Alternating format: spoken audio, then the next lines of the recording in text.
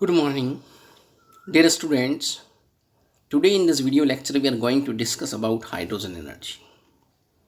Board of technical education Rajasthan का जो latest revised syllabus है उसमें फर्स्ट ईयर सेकेंड सेमेस्टर के subject code 2010 that is environmental science या पर्यावरणीय विज्ञान की जो फोर्थ यूनिट है रिन्यूएबल एनर्जी सोर्सेस, उसका लास्ट टॉपिक हाइड्रोजन एनर्जी या हाइड्रोजन ऊर्जा की आज हम इस लेक्चर में विस्तार से चर्चा करेंगे. So let us start. What is the hydrogen energy? Hydrogen ऊर्जा क्या है? तो जैसा कि इसके नाम से विदित होता है, यदि हम हाइड्रोजन का प्रत्यक्ष अप्रत्यक्ष उपयोग कर उसकी रासायनिक ऊर्जा को किसी उपयोगी ऊर्जा रूप जैसे यांत्रिक ऊर्जा या विद्युत ऊर्जा में परिवर्तित करें और फिर उसका व्यापक तौर पर यदि इस्तेमाल करें तो हम कहेंगे कि this is hydrogen energy. Sometimes it is also refer to as hydrogen economy. तो हाइड्रोजन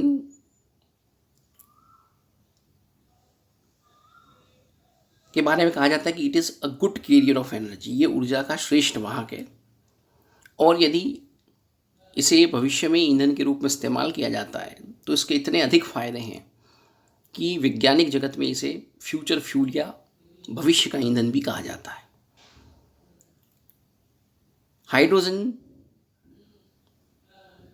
जो कि सबसे सरलतम तत्व है, जिसका परमाणु क्रमांक 1 है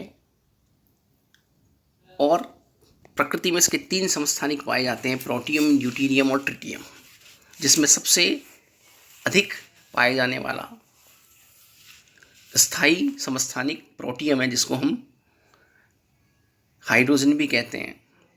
और इसके परमाणु में नाभिक में 1 प्रोटॉन और बाहर 1 इलेक्ट्रॉन होता है. हाइड्रोजन सबसे हल्का तत्व है, ब्रह्मांड में सबसे अधिक पाए जाने वाला तत्व है, लेकिन प्रकृति में H2 गैस के रूप में ये उपलब्ध नहीं है. ये यौगिकों के रूप में उपलब्ध होता है. और हाइड्रोजन गैस जिसको हम H2 कहते हैं, जो एक द्विपरमाणविक गैस है, डायटोमिक मॉलिक्यूलर गैस है, वो कलरलेस गैस होती है और प्लाज्मल स्टेट में, प्लाज्मा अवस्था में ये पर्पल या बैंगनी रंग की दिखाई देती है. तो इस हाइड्रोजन को यदि हम ईंधन के तौर पर इस्तेमाल करें तो इससे हमें क्या क्या फ़ायदे या एडवांटेजेस हैं, आइए उसकी चर्चा करते हैं. तो सबसे पहला फ़ायदा है कि it has highest calorific value, अर्थात इसका ऊष्मीयमान सर्वाधिक है.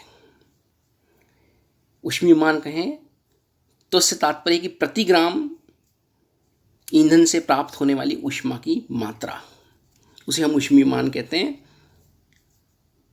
तो हम देखेंगे कि इसका ऊष्मीयमान सर्वाधिक है, अर्थात 1 ग्राम हाइड्रोजन से सबसे अधिक मात्रा में ऊष्मा हमें अगर इसे दहन करें तो प्राप्त होती है. दूसरा, ये एक बहुत ही क्लीन सोर्स ऑफ एनर्जी, स्वच्छ ऊर्जा स्रोत है, क्योंकि जिस प्रकार किसी ईंधन को जलाया जाता है, यदि हाइड्रोजन को हम प्रत्यक्ष या अप्रत्यक्ष रूप से दहन कराएंगे तो ये ऑक्सीजन से क्रिया करती है और ऑक्सीजन से क्रिया करने पर इसकी अभिक्रिया क्या होगी? H2 + O2 गिव्स H2O, अर्थात इससे किसी प्रकार का कार्बन, धुआं या और कोई चीज़ एमिट नहीं होगी और सिर्फ जल प्राप्त होगा, जो कि बहुत उपयोगी उत्पाद है. अतः हम कह सकते हैं कि इससे किसी प्रकार का कोई प्रदूषक तत्व है वो या प्रदूषक गैस वगैरह एमिट नहीं होगी और ये एक क्लीन सोर्स ऑफ एनर्जी होगा, स्वच्छ ऊर्जा स्रोत होगा. और इसीलिए हम कहेंगे ये इको फ्रेंडली या पारिस्थितिकीय रूप से अनुकूलित भी है, क्योंकि इसके दहन से किसी भी प्रकार के विषैले उत्पाद की या किसी पॉल्यूटेंट की उत्पत्ति नहीं होती और साथ ही कोई ऐसा पदार्थ नहीं बनता जो कि पारिस्थितिकीय असंतुलन उत्पन्न करे. अतः ये पर्यावरण मित्र है, ये इको फ्रेंडली है और इसलिए भी ये भविष्य की दृष्टि से बहुत अच्छा ईंधन हो सकता है. Then next is it is very renewable source of energy, अर्थात ये नवीनीकरण करने योग्य ऊर्जा संसाधन है. दूसरे अर्थों में न खत्म होने वाला। ऐसा हम इसलिए कह सकते हैं कि यदि हम हाइड्रोजन की क्रिया ऑक्सीजन से कराएं तो इस दहन की अभिक्रिया द्वारा जल बनता है, और इस जल को यदि हम जल अपघटन इलेक्ट्रोलाइसिस की प्रक्रिया विद्युत अपघटन कराएं तो ये वापस अपने तत्वों हाइड्रोजन और ऑक्सीजन में टूट जाता है। तो इस तरह से ये एक एंडलेस साइकिल बन जाएगी कि we will use oxygen hydrogen with oxygen to produce water, and this water will again be used to produce hydrogen. तो एक तरह से एक साइक्लिक फ्लो बन गया, जो एंडलेस साइकिल बन गई। इसलिए हम कहेंगे कि हम इसका बार बार इस्तेमाल कर सकते हैं, ये कभी खत्म न होने वाला ईंधन है, और इसलिए हम कहते हैं ये नवीनीकरण योग्य रिन्यूएबल सोर्स ऑफ एनर्जी है।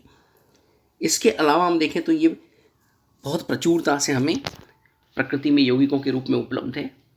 जैसे मुख्य रूप से ये जल के रूप में H2O के रूप में पृथ्वी पर उपलब्ध है। पृथ्वी की सतह का लगभग 2/3 से अधिक हिस्सा है वो ओशियंस या महासागरों के रूप में है, और इसमें उपलब्ध जो जल है उस जल का यदि हम विद्युत अपघटन करें तो हम हाइड्रोजन प्राप्त कर सकते हैं। तो इस तरह से प्रचुर मात्रा में हाइड्रोजन हमें उपलब्ध हो सकता है, और हम इसका व्यावसायिक उपयोग भी भविष्य में कर सकते हैं।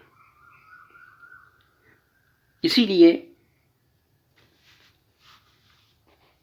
अगर बड़े पैमाने पर टेक्नोलॉजी इस तरह की डेवलप हो जाए कि बड़े पैमाने पर इसका इस्तेमाल किया जा सके, तो भविष्य में it may act as alternate fuel और an alternative for fossil fuel, अर्थात जो जीवाश्मी ईंधन है, गैसोलीन है, जिस पर हम बहुत अधिक निर्भर हैं, उसकी जगह हाइड्रोजन ले सकता है। और ऐसी स्थिति में हमारी जो निर्भरता है इन अनवीनीकरण करने योग्य ऊर्जा संसाधनों पर वो कम हो जाएगी, और इससे जो प्राइस हाइक है, मतलब जो इनकी ईंधन की जो बहुत अधिक मूल्य है वो भी निश्चित रूप से कम होगा। इसके अलावा हम देखें तो गैसोलीन की जो दहन दक्षता है वो 20% होती है, लेकिन हाइड्रोजन को अगर हम काम में लें तो इसकी दहन दक्षता लगभग 64% होती है, जो कहीं अधिक है। तो इस तरह से हम देखते हैं कि बहुत अधिक फायदे हैं यदि हम हाइड्रोजन का उपयोग भविष्य में करते हैं ईंधन के रूप में, या प्रत्यक्ष या अप्रत्यक्ष रूप से यदि इसका ईंधन के रूप में प्रयोग किया जाता है तो इसकी ऊर्जा उपलब्धता भी आसान है, और साथ में हमें बहुत सारे फायदे हैं जो कन्वेंशनल फ्यूल के कंपैरिजन में इसको बेटर ऑप्शन बनाते हैं। अब यदि इसको हमें एज ए फ्यूल इस्तेमाल करना है ईंधन के रूप में, तो हमें क्या मेजर इश्यूज ध्यान में रखने हैं। तो सबसे पहली चीज़ है प्रोडक्शन, इसका उत्पादन, क्योंकि ये H2 के रूप में प्रकृति में उपलब्ध नहीं है, यौगिकों के रूप में, अतः उन यौगिकों से किसी उपयुक्त विधि द्वारा इसे पर्याप्त मात्रा में प्राप्त करना। दूसरा, स्टोरेज एंड ट्रांसपोर्ट, कि इसे किस प्रकार से हम इकट्ठा करें, संग्रहित करें, और फिर इसका परिवहन, ताकि इसका व्यापक तौर पर उपयोग किया जा सके। फिर इसके एप्लीकेशंस की, इसको हम किन किन रूपों में कैसे उपयोग में ले पाएंगे।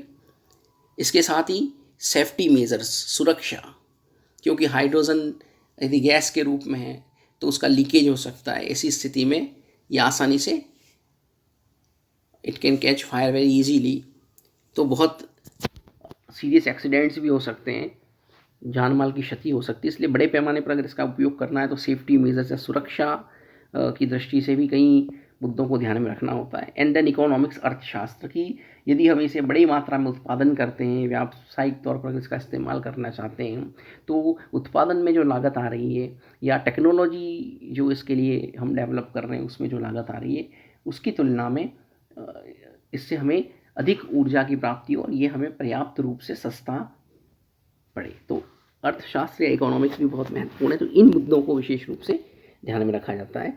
अगर हम उत्पादन की बात करें तो मुख्य रूप से 2 विधियों का प्रयोग हम कर सकते हैं। एक तो इलेक्ट्रोलाइसिस, अर्थात जो जल उपलब्ध है उस जल का अगर हम विद्युत अपघटन करें तो विद्युत अपघटन द्वारा हम जल को उसके तत्वों अर्थात हाइड्रोजन ऑक्सीजन में तोड़ सकते हैं, और इस स्थिति में हम हाइड्रोजन को प्राप्त कर सकते हैं, उसको इकट्ठा कर सकते हैं। तो ये एक मुख्य विधि है।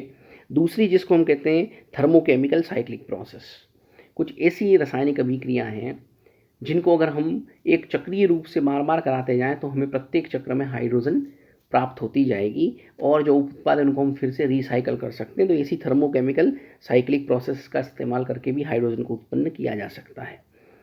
वैसे ये दोनों ही विधियाँ बहुत आसान नहीं हैं, क्योंकि विद्युत अपघटन द्वारा अगर हम जल से हाइड्रोजन बनाते हैं तो इसकी लागत भी पर्याप्त अधिक आती है।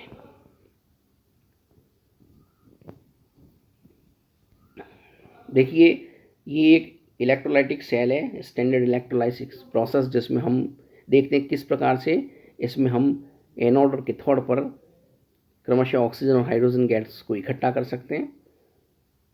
तो यहाँ इस बड़े पात्र में, जिसको हम इलेक्ट्रोलाइटिक सेल कहते हैं या वाटर वोल्टामीटर कहते हैं, जल को ले लिया जाता है। चूँकि जल एक अल्प आयनित होने वाला पदार्थ है, इसलिए इसमें हम कुछ अम्ल की मात्रा डाल देते हैं और उसके बाद इसमें धातु के इलेक्ट्रोड लगा दिए जाते हैं, जिनको दो टर्मिनलों से जोड़ दिया जाता है सोर्स ऑफ एनर्जी बैटरी से।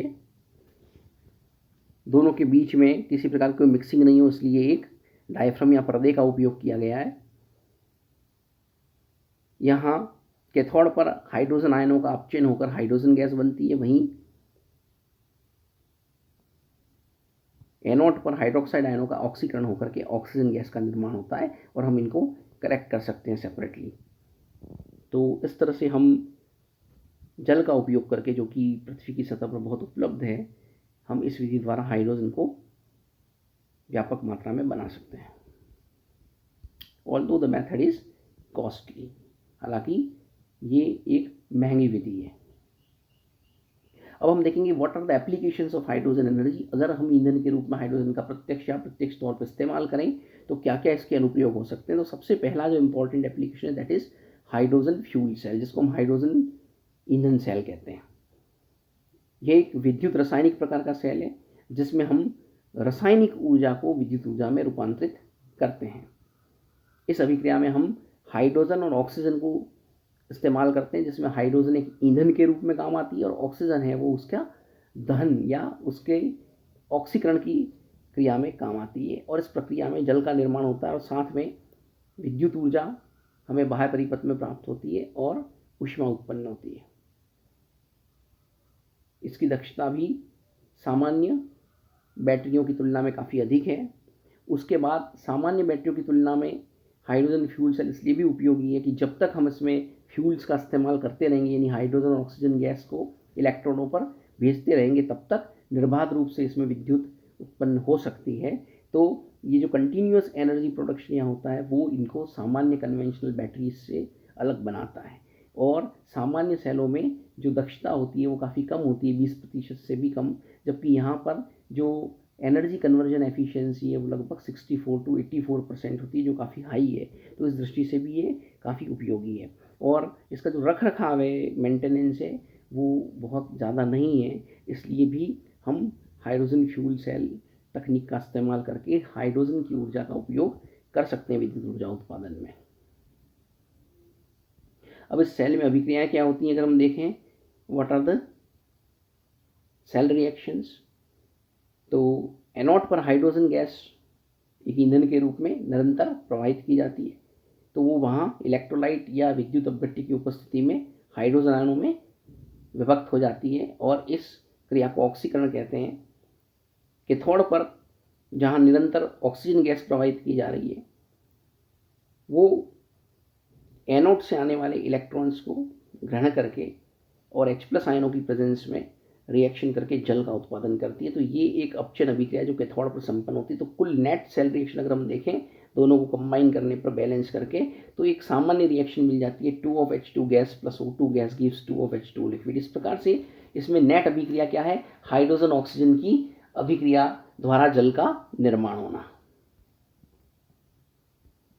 देखिए हम देखते हैं इस सेल को किस तरह से। यहाँ पर एक सिंपल स्ट्रक्चर बनाया गया है। एक कंटेनर है जिसमें 2 प्लेटिनम इलेक्ट्रोड लगे हैं और यहाँ इलेक्ट्रोड्स को हम क्या करते हैं, कुछ महंगे धातुओं जैसे गोल्ड, टंगस्टन वगैरह से इम्प्रेग्नेट कर देते हैं, ताकि इनकी जो एफिशिएंसी है वो बढ़ जाती है और दे एक्ट एज कैटलिस्ट। अब एनोड के ऊपर यहाँ पर हम क्या करते हैं, फ्यूल इनलेट से हाइड्रोजन का प्रवाह करते हैं और उसी समय जो कैथोड है उसके ऊपर हम एयर इनलेट के माध्यम से वायु या ऑक्सीजन का प्रवाह करते हैं। हाइड्रोजन यहाँ प्लैटिनम इलेक्ट्रोड पर H+ आयनों में विभक्त होती है इलेक्ट्रॉन उत्पन्न होते हैं और ये इलेक्ट्रॉन प्रवाहित होकर सर्किट में कैथोड पर चले जाते हैं। वहाँ कैथोड पर ये हाइड्रोजन आयन और ऑक्सीजन से अभिक्रिया करके और जल का निर्माण करते हैं। तो इस प्रकार से हम देखेंगे कि यहाँ इस एक स्कीमेटिक डायग्राम से आसानी से समझ सकते हैं किस प्रकार से फ्यूल सेल के अंदर हम हाइड्रोजन की ऊर्जा का उपयोग करके विद्युत का उत्पादन कर सकते हैं निर्बाध रूप से, और इसकी दक्षता जो है, एनर्जी कन्वर्जन की जो एफिशिएंसी है, वो भी सामान्य सेलों की तुलना में काफ़ी अधिक है।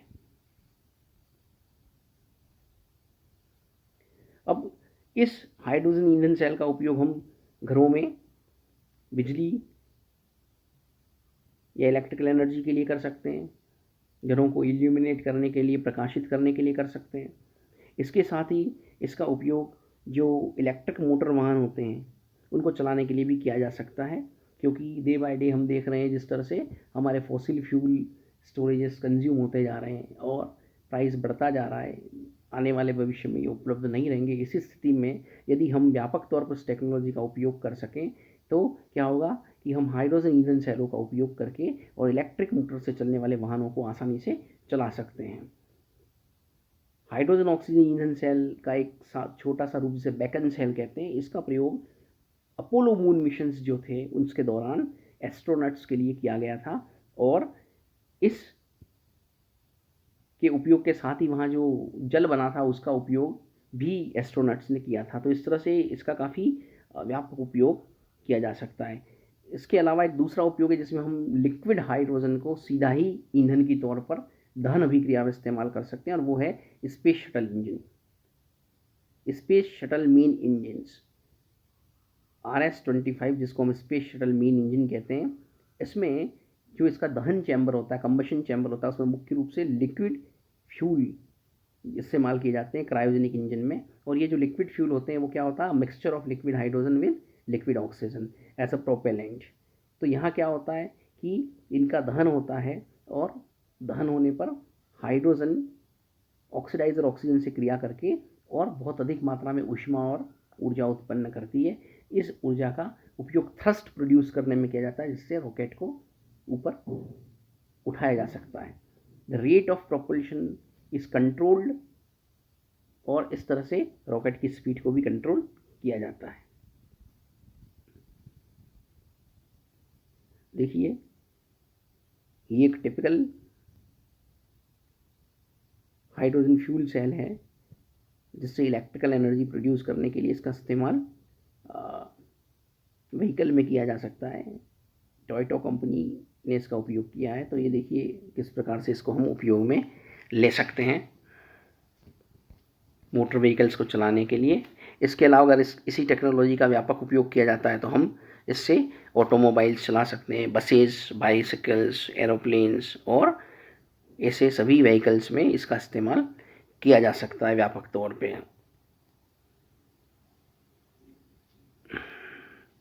इवन एरोप्लेन्स में भी इसको यूज़ किया जा सकता है। देखिए स्पेस शटल मेन इंजन के अंदर जहाँ लिक्विड हाइड्रोजन का इस्तेमाल किया जाता है प्रोपल्शन चैम्बर में, और ऑक्सीजन उसको ऑक्सीडाइज करने का काम करती है, तो यहाँ हाइड्रोजन जलता है और बहुत अधिक मात्रा में ऊष्मा ऊर्जा उत्पन्न होती है, गैसेस का मिक्सचर प्रोड्यूस होता है, और उससे रिक्वायर्ड जो थ्रस्ट होता है वो उसको लिफ्ट करने के लिए काम में आता है। जो लिक्विड हाइड्रोजन फ्यूल होता है उसको -250 डिग्री सेंटीग्रेड के आसपास स्टोर किया जाता है क्रायोजेनिक टैंक्स में, और जो टेम्परेचर होता है कंबशन चैम्बर का वो नियरली 6000 डिग्री फ़ारेनहाइट के आसपास पहुंच जाता है, यानी लगभग 3500 डिग्री सेंटीग्रेड के आसपास। तो इस स्थिति के अंदर दहन से बहुत अधिक ऊष्मा और गैसों का मिश्रण निकलता है और उससे रिक्वायर्ड थ्रस्ट प्राप्त होता है इस रॉकेट को लॉन्च करने में या लिफ्ट करने में, और फिर रेट ऑफ कंबशन जो है उसको कंट्रोल करके और डिफरेंट स्टेजेस पे इसकी स्पीड को भी नियंत्रित किया जा सकता है। तो यहाँ भी हम देखेंगे कि लिक्विड हाइड्रोजन का उपयोग ईंधन के रूप में किया जा रहा है, उसकी ऊर्जा का उपयोग व्यापक तौर पे किया जा रहा है। अब यदि हम कॉमर्शियली बड़े पैमाने पर इसका उपयोग करना चाहते हैं जिससे हम फॉसिल फ्यूल की निर्भरता से मुक्त हो सके, तो इसके लिए हमें जो भी डिसएडवांटेजेस हैं, कमियां हैं, उनको दूर करना पड़ेगा। तो देखिए हाइड्रोजन ऊर्जा का उपयोग करने में मुख्य कमियां क्या आ रही हैं। तो सबसे पहला है कि low energy content per unit volume, यानी प्रति इकाई द्रव्यमान सबसे अधिक ऊष्मा हमें हाइड्रोजन देता है, लेकिन प्रति इकाई आयतन दहन करने पर जो ऊष्मा प्राप्त होती है वो अन्य ईंधनों की तुलना में सबसे कम है। अतः एनर्जी डेंसिटी जो है, जिसको कहते हैं ऊर्जा घनत्व, वो यहाँ कम है, जो एक बहुत बड़ी कमी है इसकी। इसके अलावा यदि हम इसका लिक्विड हाइड्रोजन का इस्तेमाल करते हैं तो इसके लिए जो फ्यूल टैंक्स हमें चाहिएंगे वो बहुत भारी होंगे, और हाई वेट फ्यूल टैंक्स जो हैं वो इस्तेमाल हमें करने पड़ेंगे। संग्रहण की समस्या है, क्योंकि स्टोरेज के लिए प्रॉपर टेक्नोलॉजीज अभी नहीं है पूरी तरह से डेवलप्ड, जहां हम पर्याप्त मात्रा में, बड़ी मात्रा में इसको अच्छी तरह से स्टोरेज कर सके, क्योंकि हाइड्रोजन है वो बहुत हल्का तत्व है और ये आसानी से लीक हो जाता है। दूसरा, ये जब इसकी जो दहन करने के लिए जो आवश्यक इग्निशन टेम्परेचर है वो काफ़ी कम है, और ये बहुत आसानी से आग पकड़ के विस्फोट के साथ जलता है। तो इसी स्थिति में इसका लीकेज आसानी से हो सकता है और सीरियस एक्सीडेंट्स हो सकते हैं। तो उससे बचने के लिए, इसका स्टोरेज करने के लिए हमें एक अप्रोप्रिएट टेक्निक चाहिए। कुछ मेटलिक अलॉयस को एक टेक्नोलॉजी के रूप में खोजा गया है जहां ये हाइड्रोजन को एड्जॉर्ब स्टेट में स्टोर करती हैं, लेकिन बड़े व्यापक पैमाने पर अगर इसका इस्तेमाल करना हो तो हमें अभी भी संग्रहण जो है वो एक मेन इश्यू है जिसके साथ डील करना पड़ता है। ट्रांसपोर्टेशन, परिवहन एक दूसरा इश्यू है कि हम किस प्रकार से लिक्विड रूप में हाइड्रोजन को टैंकों के द्वारा या पाइपलाइन के माध्यम से किस प्रकार से इसका ट्रांसपोर्टेशन कर सकते हैं ताकि इसका व्यापक स्तर पर कॉमर्शियल यूज़ किया जा सके। फिलिंग ऑफ गैशियस और लिक्विड हाइड्रोजन इन व्हीकल्स, तो इसके लिए हमें फिलिंग स्टेशंस चाहिए बड़े बड़े, जहां प्रॉपर सप्लाई के साथ हम आसानी से इसका लिक्विड या गैशियस हाइड्रोजन को इस्तेमाल कर सकें। तो इसके लिए बड़ा इंफ्रास्ट्रक्चर चाहिए। साथ ही प्रोडक्शन ऑफ हाइड्रोजन के लिए भी काफ़ी कॉस्ट आती है, उसके लिए भी हमें इंफ्रास्ट्रक्चर डेवलप करना होगा। Then large investment in infrastructure would be required to fuel such vehicles and inefficiency of production processes, क्योंकि जो प्रोडक्शन प्रोसेस है वो काफ़ी महंगी हैं और हमें बहुत अधिक मात्रा में हाइड्रोजन को उत्पन्न करना पड़ेगा। तो ऐसी स्थिति में हमें काफ़ी इंफ्रास्ट्रक्चर डेवलप करना होगा या इन्वेस्ट करना होगा। तो ये भी एक वर्तमान में समस्या है।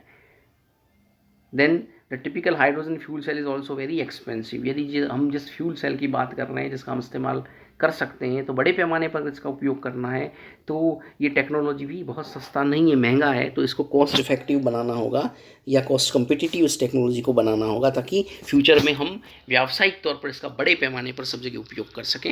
एंड व्हेन इट बर्न्स, तो मैं आपको पहले ही बता चुका हूँ, it Burns with explosion and it has a very low ignition temperature. तो ये तेज़ी से आग पकड़ता है और आसानी से चलता है विस्फोट के साथ। इसलिए अगर ये नियंत्रित नहीं हो पाए तो इस स्थिति के अंदर बड़े बड़े एक्सीडेंट्स हो सकते हैं और जान माल की बड़ी नुकसान बड़े पैमाने पर हो सकती है। तो इन चीज़ों से बचने के लिए हमें टेक्नोलॉजिकल डेवलपमेंट करना होगा, इंफ्रास्ट्रक्चर डेवलपमेंट करना होगा, और ऐसी बड़ी टेक्नोलॉजी आ जाए कि हम बहुत व्यावसायिक तौर पर इसका बड़े पैमाने पर इस्तेमाल करें ताकि फॉसिल फ्यूल पर जो हमारी निर्भरता है वो खत्म हो सके और ये एक अच्छा वैकल्पिक ऊर्जा स्रोत भविष्य में साबित हो सकता है। इसीलिए इसे फ्यूचर फ्यूल या भविष्य का ईंधन कहा जाता है। So that is all about hydrogen energy. Thank you.